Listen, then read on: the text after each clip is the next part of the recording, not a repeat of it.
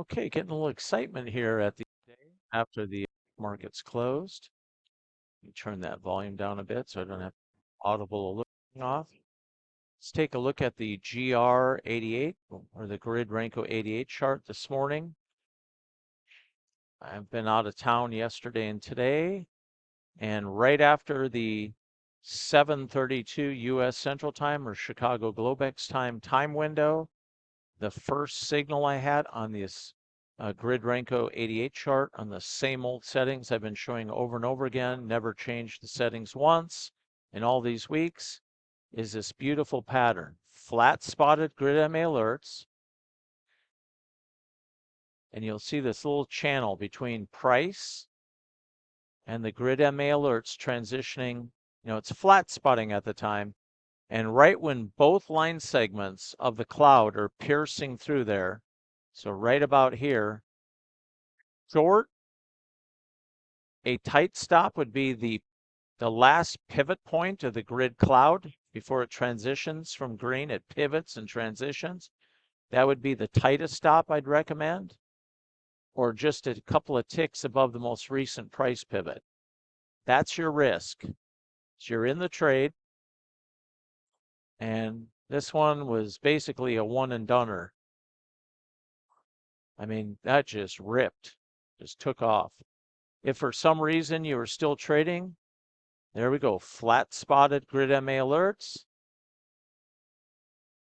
price ascending in a linear move, and the grid cloud transitioning through the flat spotted grid MA alerts. That's the pattern I'm looking for. A uniform look to the cloud coming through an up closing candle to go long, or a down closing candle to go short. Entry, stop, most recent pivot to the grid cloud, or tick or two below most recent price pivot, and rip. And then there was a short. I don't know why anybody'd still be trading. Yeah, I mean, you had a huge short trade, should have been one and done. I really, really advocate, especially in the beginning when you're building up some capability, just go get a daily target and get the hell out of the market the rest of the day. Don't keep gunslinging and trading all day long. Just get your hit and get out of there and call it a day. Then we had a nice long setup. Then we had a nice short setup. Now, my grid MA, the line where we transition from Dodger blue and downtrending action to cyan and uptrending, that's lagged purposely a bit for this particular setup where I'm not looking to get in at the lines. That's too late for me. I'm looking for that look of the cloud piercing through the grid MA alerts. We had a lot of signals today. Some days it's a little choppy, but for the most part, in the first couple hours of the day, and some days like today, yesterday it was, ripped to the upside. Today, that was a beauty, right after that 7:32 U.S. Central Time window. I don't really advocate trading these setups in the middle of the night. We have low volume and during the Asian and EU session, but pre-market after 7:32 a.m. Because remember, a lot of times we have news hitting at 7:30 U.S. Central Time, Globex time, which is Chicago. Globex CME is operated in Chicago, and I'm trading a Globex session instrument, which is the MNQs, the micro for the NQ contract. And you can do these same setups with oil, gold, ES, whatever the heck, the RTY, the YM, micros, regular size contracts. You can do these same setups. So why I'm mentioning this setup with these indicators is getting put together in a bundle pack. So you're going to have the grid MA alerts, the grid cloud. You'll have another indicator we call the grid step. And then in that same bundle pack, I'm going to put the dual bands. I'm going to call it the iGrid_bands. Brand new updated bands, not any ones I've used in the past. I've updated them. And I'm going to have outputs at the cross points that you could use for actionable trade activity. There's one right there finally. A couple over here. Those are some trades I worked yesterday, a shorty and a longie. Heck, I was done somewhere in here. I was light on the short, but I was heavier on the long. And wow, did that work out? That thing just kept on going yesterday. Never got a cross here, got close. Finally got the cross over here where the faster bands went outside. So anyhow, as you notice from the videos I've been showing, it's not flickering as much. So we're getting that resolved. That's why I went out of town. I know somebody that's really, really, really good at doing unique stuff with NinjaTrader 8 from a graphic standpoint. And I really needed that to solidify this. And one other thing I'm working on that I thought I could never get to work in NinjaTrader, but he's telling me that he should have no problem getting it to work in NinjaTrader, which was kind of a surprise to me. And I want to get it. There we go. We just got a flick. I'm getting not as many as I used to. And now when we get the flicker, it's holding position like it's supposed to. These are non-recalculating, non-repainting.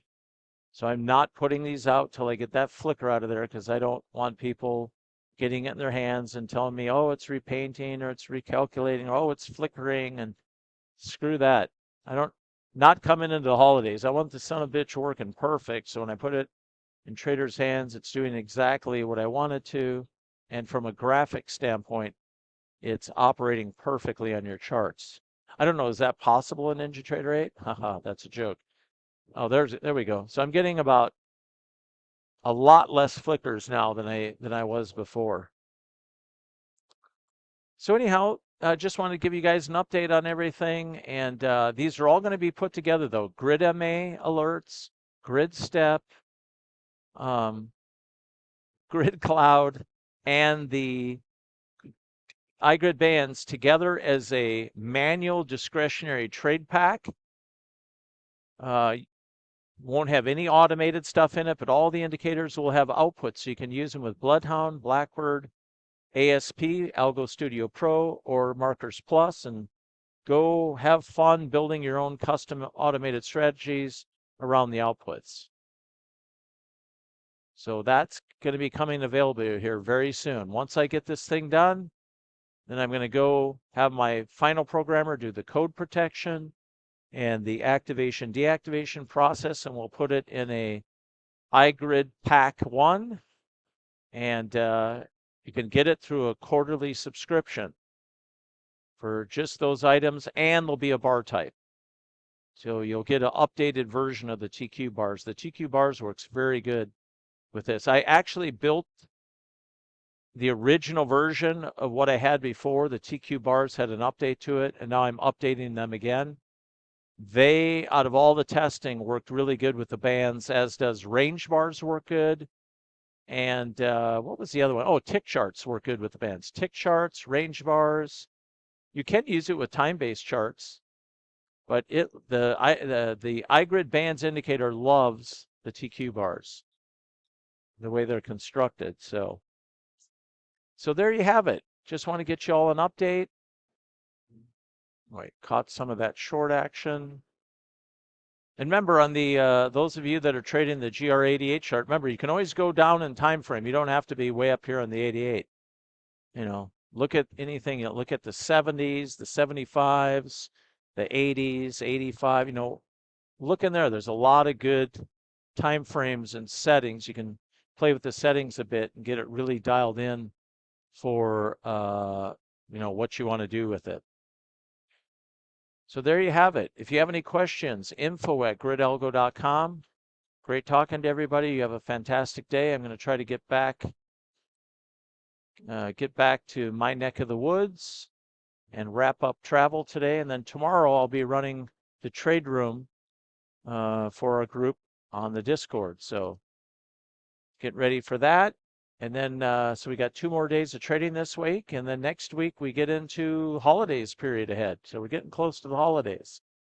So there you have it, everybody. Have a fantastic day. Questions at all, send them to info@gridalgo.com. Talk to you all later.